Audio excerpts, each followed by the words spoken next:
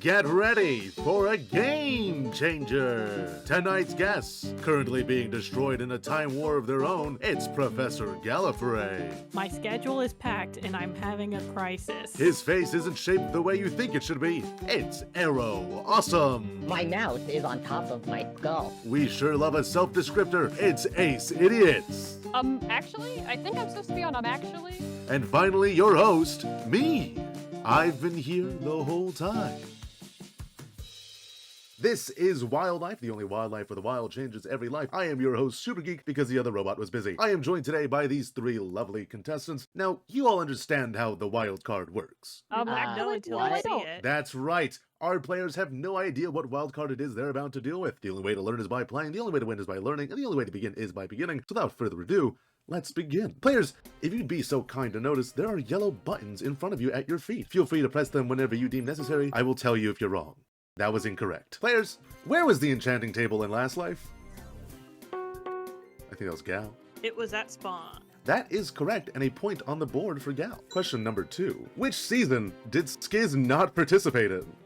That was Arrow. Double light. It is in fact Double Life. Why are you at my podium? I'm just being silly. Don't worry about it. Makes sense. I have no space to stand. Stop grabbing Third me. question. Who stole Scar's llama in third? Who hit the button? Aces did. Ace. Who Oh. stole Scar's llama? Cleo stole the llama. That was in fact ZombieCleo. You're correct. Now, for question 4. Wait, where's my button? Where is my button going? Oh, I'm sorry. Are you missing a button? Hold on. But my button's not here either. Is this the game? That's Oh my hold goodness, on. this is the Hold game. on. Hold on. Let me check something. Just technical things. No, everything seems to be in order. Everyone please return to your podiums. We'll just play the game. What was stolen from Bigby's third life base? Hold on. It was a giant cookie, I'm sorry, you can't answer without a button. but I don't have a button. A button has been pushed. It was a giant cookie. It was a giant cookie, that is correct. By the way, I know what's going on here. I see through your lies. You can't fool me. Welcome back to the Wildlife Recap Show. I'm Rosé, and this week we watched the start of the end as the lifers descended into their typical late game chaos, with their bases being changed a lot this session as a result. Mumbo received the extra life from killing Gem in the previous episode, starting him off with 2 lives this session. This still left Mumbo in a risky spot, and he hoped to get a few kills on green lives this session to make him feel safer. One instance of this was the construction of a tower at the Spanner's space, to be used as an elevated view of the other players, as well as an area to set up TNT minecart launchers. The launchers were still very visible, and the base was very attackable, which was not conducive with the stealthy approach the Spanners were hoping for. The other Spanners weren't confident on how the tower fit into the bridge theming of their base, but Mumbo assured them that it was fine because the new addition spanned upward and it was therefore a vertical bridge. This theoretically isn't a bridge, so what's going on with our base name and, all the rest of it? Fair. Yeah, we are the Spanners, and we're not It's really... a vertical bridge. It's a vertical span. bridge. We're spanning up. The tower claimed its first casualty in B-Dubs' base. As B-Dubs' home had no roof, a TNT minecart was alley-ooped into the center of B-Dubs' home through the roof. This led to no player deaths, but B-Dubs was quite miffed and filed a complaint with the HOA. Unfortunately, the HOA is Grian, who doesn't care. A little talk! I'm just gonna converse about something! We're gonna talk about this! This travesty, Jam was making fun of me! The Bamboozlers found their base the hub of activity this session. After they repaired Green's destructive actions from last week, Lizzie moved to improving the rest of the base. This included adding an ender porter to the mountain along with removing the pufferfish that kept appearing under the staircase. Who could have placed those there, we have no clue, but it may start with an M and end in an umbo. This amount of time spent in one area as a green name was hazardous to Lizzie, as the nearby Spanners, namely of the Jumbo variety, kept tossing TNT minecarts at her from a sideways bridge. Lizzie, our trap misfired. We were meant to be firing it the other way, but we got the wrong way. Oh, it's... Yeah, look! Other people like Skiz and Martin took to setting up creepers on Cherry Mountain, causing the area to take a lot of damage. At this rate, the base might lose all its lives before Jimmy does. On the opposite end of Spawn, loud and proud resident arsonist ZombieCleo took out her frustration with some fiery pastimes. After being led to their death by Jim, Cleo retaliated by burning down the family's barn and newly made half-constructed tower. Cleo also renovated the Wrenwood tree houses because Martin's existence is reason enough. Also because he killed the final girls, but that's probably not as relevant to her. Martin probably should have turned his base into a snail sooner to scare Cleo away. Hoping to not have their base become the target of future explosion attacks, Wrenwood terraformed their mound into a lake. Wren named the pond In the Little Lake, which Martin approved of because he didn't appreciate not being part of the name Wrenwood. Martin seems to have forgotten that the wood part of Wrenwood was for him and not the trees. Nice fumble, King. The terraforming causes a few name changes for the team, ranging from Brotherhood Mound to Boat Bros to Paddle Pals. But wait, aren't boat people like annoying? They like make lots of noise and have parties on boats and things. I don't know. Do you Those are wanna be yacht. boat bros? Those are yacht boys. Okay, Martin, tell us how you really feel about Joel and Etho. We also watched the rest of the server fumble to remember their past lives in the hottest new game show of the series, Quizmaster. What was the name of Scott and Pearl's base in Last Life?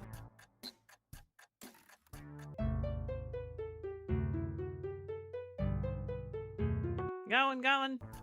It was the Scottage. The Scottage is correct.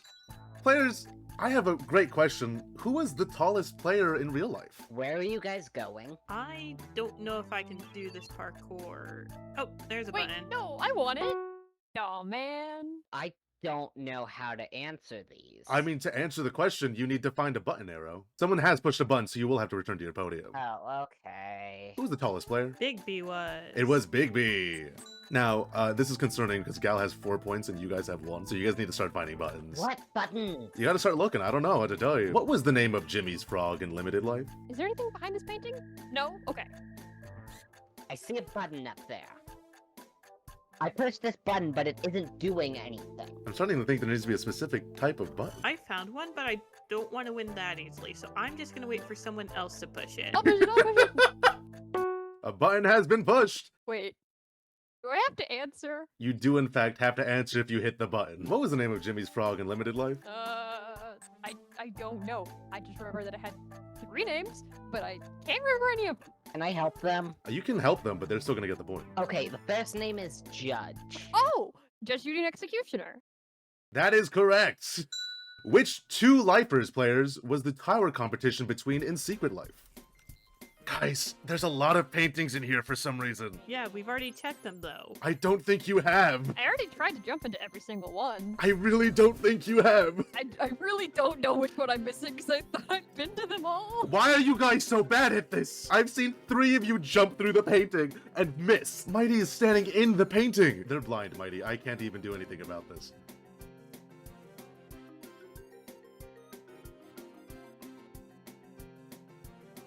A button has been pushed. Everyone please return to your podium.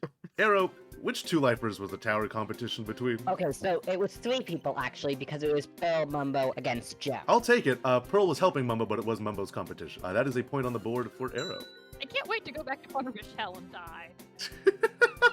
Players, who won? You bet your life. Oh, they're gone. Ace, I swear to God, you can't keep walking by this painting. Huh? I don't know what I missed. I already Thank you. looked. Oh. Cherry fire? Is this... Is this the Artimator's recipe? Why are they T-posing at me menacingly? Ain't cool, what do you want from me? I'm so scared. Ace, you can hit the button. Okay, never mind. There wasn't even a button in there.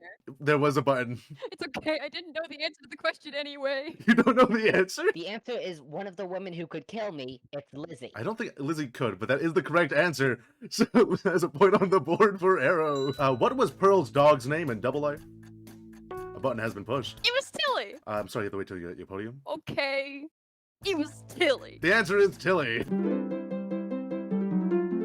Have you ever thought Minecraft was not enough like a game show? Well, have I got the robot for you. No, not that guy, not that guy. Session 5's Wildcard was a bunch of tiny little robots that were all part of a computer game show hive mind. Oh my god. Now that I'm saying it out loud, this sounds insane. Like watching the episode was fun and silly, but now what the hell was last week? I just can't wait for you to meet him. What? He's the best. The robots models, plural, are labeled as Quizmaster and were designed by Inkul, also known as Hoffen. The snails from 2 weeks ago were also modeled by them. Hoffen has made many models for the Hermitcraft server, and their talents have carried over to the live series, as when Grian needs a model done, he tends to go to Hoffen. And when Grian and Warren need a drawing done, they tend to go to Cherryfire. Fun fact, Cherryfire and Hoffen are part of a Minecraft server of live series fans called the Artimator S&P. No reason to mention that, just a fun fact.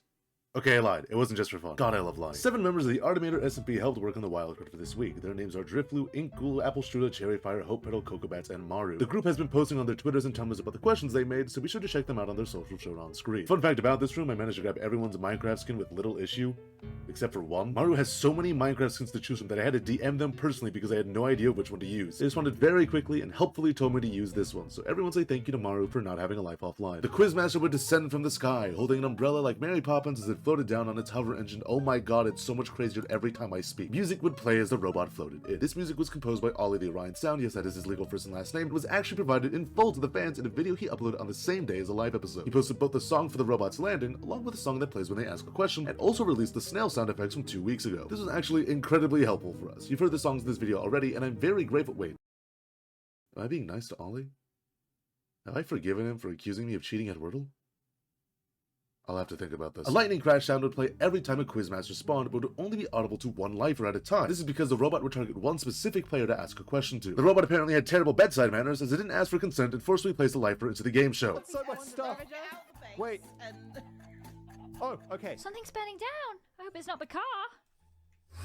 When the Quizmaster confronted a player, a menu appeared on their screen. On the left side was the question, in the center were the timer and display of the robot, and on the right were the potential answers. Yes, even in Minecraft there are still multiple choice exams. One thing before we go on, while the official sticker merchandise are labeled as Quizmaster, and Martin confirmed in his stream that the Blockbench models are also labeled as Quizmaster, the lifers have nicknamed it TriviaBot as they didn't know its true name. Grian did know its true name, but called it Trivia Master instead, so you can call it whatever you want. I took a lot of notes on the robots, but when I tried to make a list of every single question asked, I quickly realized it was a bad idea and stopped because I appreciate my sanity. Luckily, Star Blossom on Tumblr doesn't, so I'll leave a link to their post in the description that lists a lot of information about the robot and his game show in extreme detail. I really recommend you check it out if you're the kind of person who knows how to read. Along with that, there will also be a post by Driftflu that is every question asked by the Trivia Master as an online quiz, along with a second quiz that has harder questions that were rejected from inclusion. I got a 92 out of 99 on the first one, so maybe I also don't have a life offline. The robots would ask a variety of questions with 3 separate difficulties. Easy questions had 3 choices along with 3 minutes to answer them, medium had 4 choices and 4 minutes, and hard had 5 choices and 5 minutes. The timer would display both within the menu and on top of their hotbar. Despite every prompt being a trivia question about the life series, many contestants, server members, had a difficult time remembering their own history. I don't even think I was in Double Life, so I can't even help. Yeah. Ren and Martin. Wait, did we get married? Us. I mean, the fandom thinks you did. You know, Grian was he was leaving at night, telling me he was going to go get. Oh, he was leaving at night. Going to get some gas or some gum at the gas station. Big B treated me right.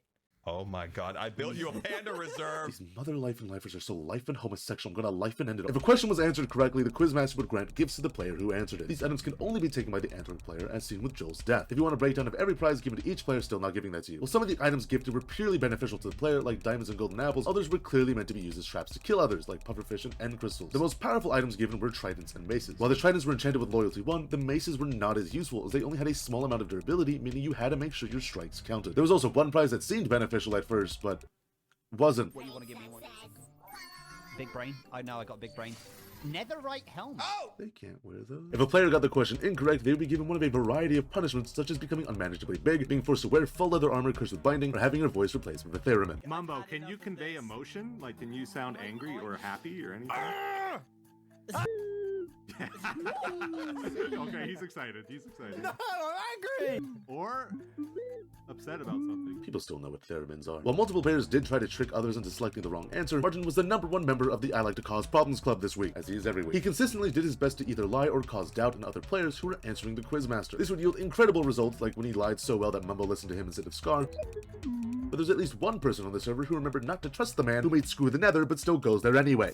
What's up? Did you start wearing a crown? Was it in Why a did I cereal start- box? No, yeah, it was, because we then started talking about those flame stickers, and I said I could be really fast. It was in a cereal box? Yeah. It was in a cereal box? No, wait! Yep. No, Martin lies! The worst punishment came if you were unable to answer the question in time, or should I say, in slime. That's right, the snail's back, baby! The snail would go and then magically switch into a different model named VHS Snail in a puff of smoke. You can see the full animation of the Quizmaster transforming in all these videos. This animation was honestly very cool of Hoppin to include, and wait, is it Ollie in 100% accurate copy of the wildlife server? I want that. Why don't we get that? Why does he get that? You know what? I don't have to think anymore. I hate the mother lifer. How's that? The snail would claim multiple lives this session, proving itself to still be terrifying even with the lifer's previous experience. Luckily, due to the snails being a robotic replica and not soulbound, they could not drown the players they were chasing, which, you know, isn't much comfort, but we take what we can get when it comes to those monsters. That's all the information I have on the Quizmaster, so I'll just leave you with this. Which 2 players were married in last life?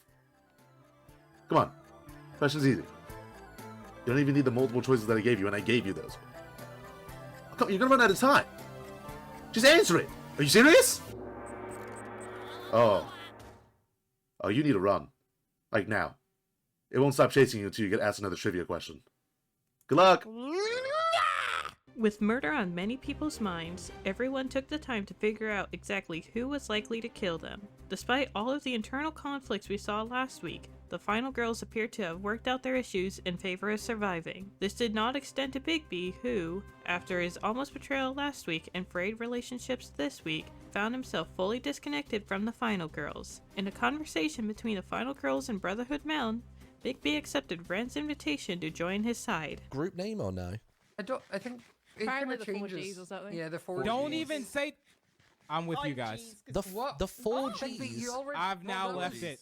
You were Wait. always our creaking neighbor. What do You you know mean? what? We may also see an alliance form between Wrenwood and Bamboozlers. While atop Cherry Mountain, Lizzie found Skizz having a terrible time and promised to bring him somewhere safe. Somewhere safe that she trusts was apparently in the Little Lake, where she dropped Skizz off before starting to leave, but that was right when Mumbo died.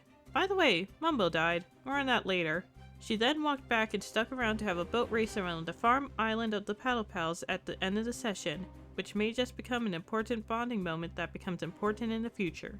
Etho broke away from the toxic masculinity of the tough guys and embraced the fact that boys go to Jupiter to get more stupider and girls go to college to get more knowledge by joining the final girls. Taking advantage of Etho's desperation for a trident, Scott offered one of the team's spare ones in exchange for Etho committing himself to permanently joining their team. Etho, I love shopping and free stuff, Slab, accepted the deal. I want that trident.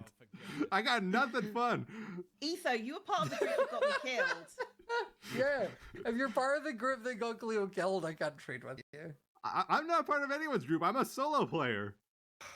See, You could always join information us. isn't good enough, but yeah, if you wanted to join us, that would get you off. If you want to publicly join our team, That is a from now thought. until the end of the series. Would I'd there give you be a my trident. trident in it for me? Yep, you'd get a trident, and then you get to join me, Pearl, Impulse, and Cleo. If there's one thing the man values more than loyalty, it's doing the funniest of 2 options. The tough guys were always supposed to prioritize self-preservation anyway, but considering how clingy Tango and beat-ups tend to be, they're probably not going to be happy next session. Etho also still has an alliance with the family due to them technically being relatives, so he may just be using the third life impulse strategy by joining as many teams as possible, which historically went very well for Impulse with 0 betrayals. I love Day Beatles. 1 crew, what are you doing? They gave me a clock. No, you don't. They gave me a clock. The clock. B-dubs. No, betrayal. Betrayal.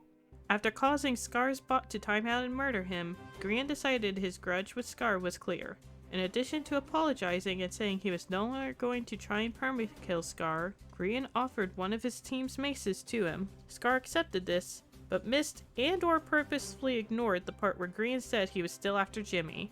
This led him to informing the rest of the Bamboozlers about the alliance they actually don't have, and upsetting Lizzie when the Spanners attempted to kill her later. I just want to point out we are now best friends with the Spanners. That's Mumbo. Oh, and, bullshit. What do you want about? An unexpected twist. Scar.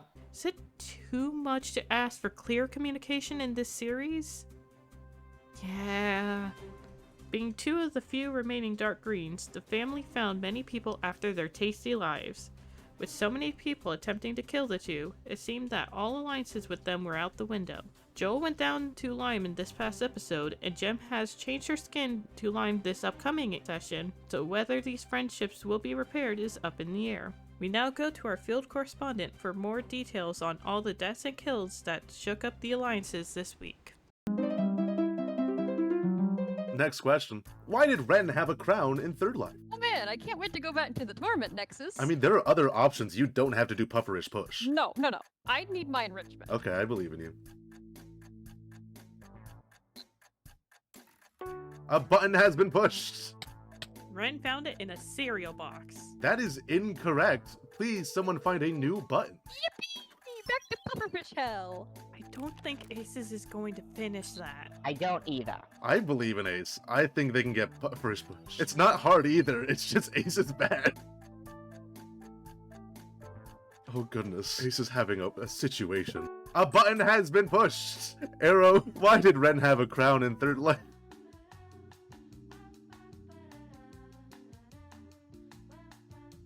So which answer are you going to choose? Well, the official answer they're looking for is that it's from MCC. That is correct. The crown was placed on his Minecraft skin in Hermitcraft because of his MCC win, and he just kind of took it into third life.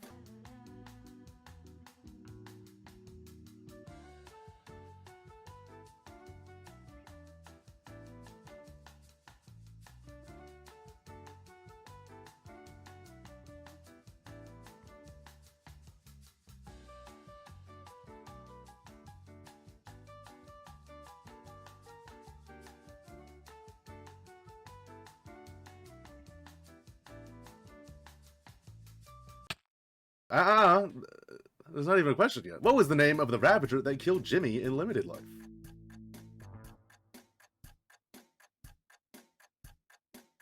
Ace, go inside. Ace, go in. Arrow has pushed the button. The Ravager was named Grian. It was Grian. Grian tried to get some kills with the Ravager. Oh, that was the 15th question? Wait, that means we're tied. Oh, there's a tie. All right, I have a tiebreaker question then. Which player died the least amount of times in Last Life?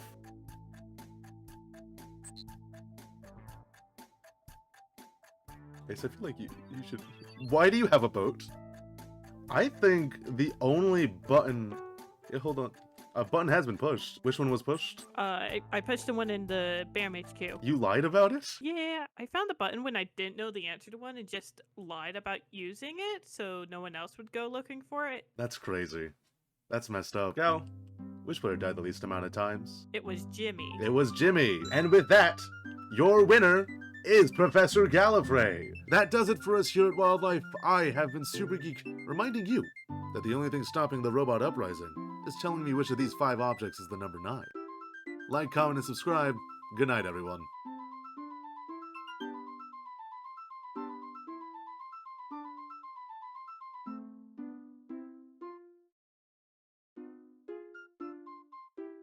Okay, so when we said we wanted someone to permadie to their own trap like Tango in Last Life, we weren't expecting it to be almost the exact same scenario.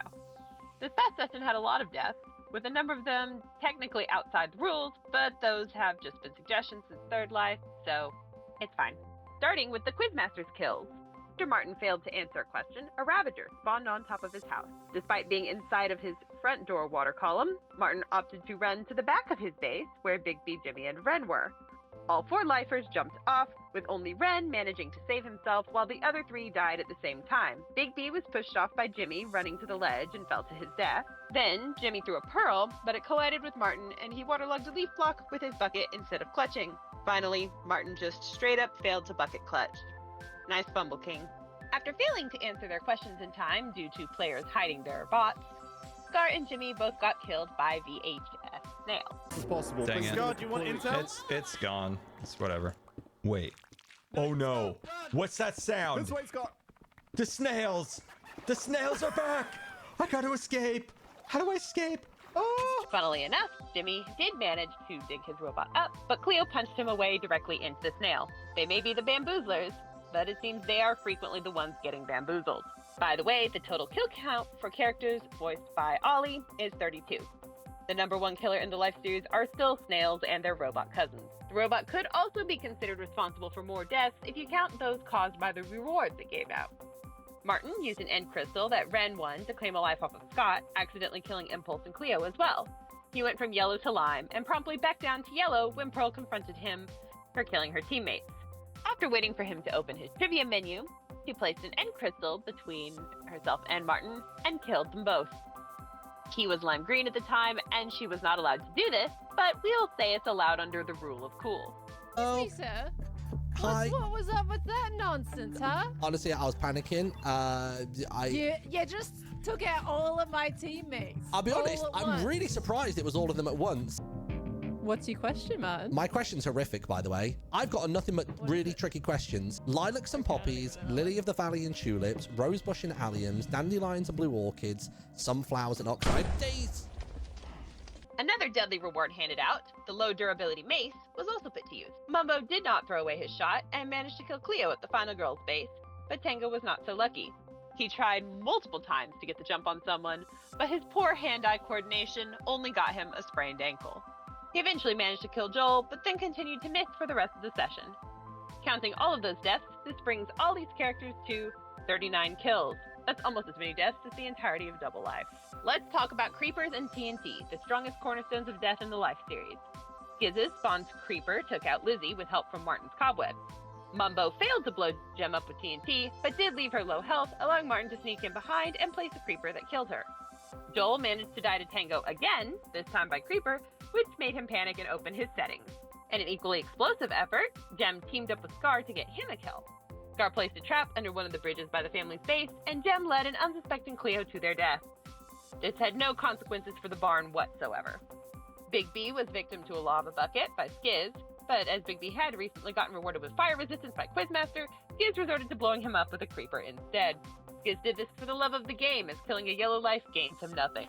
Something important to remember is that all of these players have shields and a finger that can click the right button of their mouse. At the end of the session, Scott decided he didn't want the attention being one of 3 dark greens would draw next week, and sacrificed himself to Pearl's pufferfish so that she would become yellow and he would drop to lime. And now, it is time to cover the most tragic death of the session, B-Dub's horse. B-Dubs managed to find the fastest horse on the server and immediately lorded it over Etho. This is normal behavior for B-Dubs, but Etho was done with it. Through a mysterious circumstance involving lava, obsidian, a sword, and a very convincing alibi, the horse died. By some mysterious force. Not Etho, though, surely. No! He's at 4! He's at 4! Get him in the water! Get him in the water! No! Okay. Oh my goodness! Oh no, he's being attacked! Oh no! Oh! Rest in peace, B-Dub's horse. It's such a shame you never made it to the Nether this season. And finally, there's Mumbo. After killing Cleo at the start of the session and giving himself a second life, which is not a series, looking at you, Red and Mumbo, the mustache man died. His first death was quite simple, really. He walked off a ledge. Quite excited to see a TNT minecart go flying, he decided to join it, except he cannot fly. He probably should have learned to press shift with a finger other than his thumb. Now we must clarify, his second death is not the liability of WLRS, and we cannot be held accountable for Apollo dodgeballing it into existence. If anyone is responsible for it, that would be Jimmy, because of whatever this was. Mumbo and Grian were up in the Spanner's tower, and, spotting a target, Grian had Mumbo get the trap loaded. The setup was not very large, however, and Mumbo did not walk away to a safe spot after he activated the minecart. In fact, he walked 2 blocks to the right and directly onto the track, right into the path of the minecart. This immediately killed him, and made him the first permadeath of the series. No! It was quite deadly, actually. Oh, no. Unlike other first deaths, the lifers were quite nice about it, though this may be due to the fact that the other first deaths were Jimmy. Grian constructed a grave for his fallen teammate for people to gather round, though not many people had something to say. Okay, you want to say some words? I didn't really talk to him too much. End of session. But I enjoyed every moment with him that he was around. No, the session ended, Etho. That doesn't count. That's all everyone's ever going to hear. Yep. This marks the second full series and the third installment that Jimmy has not been the first out of the series, which sadly makes it a pattern and not weird to have happened twice. Goodbye, Canary Curse. You will be missed.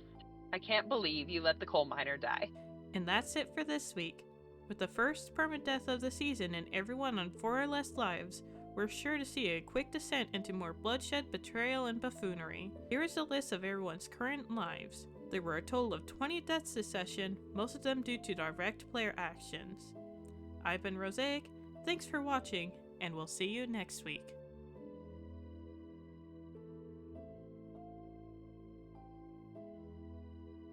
Here lies Mumbo, the best bridger that ever bridged.